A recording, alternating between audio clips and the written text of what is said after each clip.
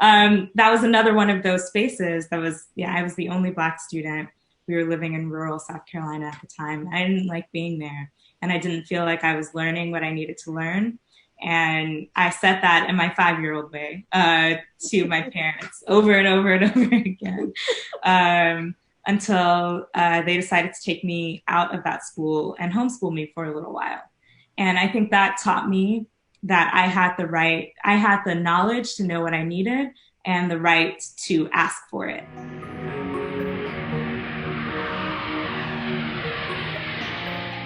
Networking and sharing. I call it an umbrella event, and it's solely because NC 100 allows for the opportunity to establish something that should be a norm, and that's finding alignment between organizations and individuals who are concerned and who are emphatic in their desire to see improvements in the community and get opportunities to network and get to know people you might not know otherwise at a beautiful place.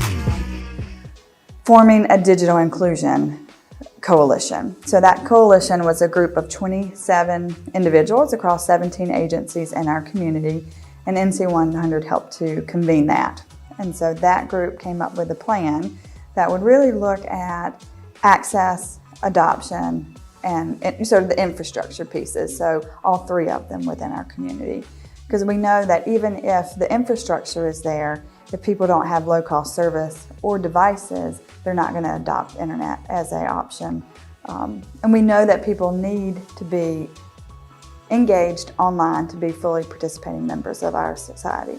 One thing that gets left off of the digital inclusion and access sometimes is the very first step of affordability. So if you can't afford a device, you can't be connected.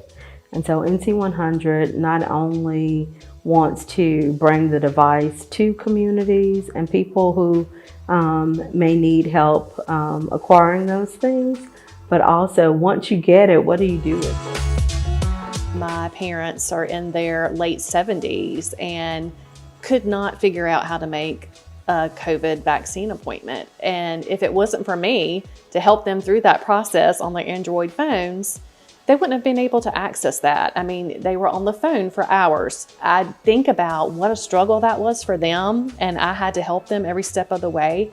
And I think about, what about people who don't even have access, or they don't have someone in their family to do these things for them? This is the way everyone's doing business now. The way we found out about NC 100 was through Reidsville Area Foundation. Meryl and Jesse were a vital part of that group and lifted up digital literacy and how important it is. Everyone deserves internet, right? Just like everyone deserves healthcare, everyone deserves internet to be able to do what they need to do. But our job right now is to help educate folks about that need so we can change mindsets and that we can start funneling more resources to that cause. Because it doesn't come just from one organization. It's going to take all of us, together to advocate to really move the needle in that area.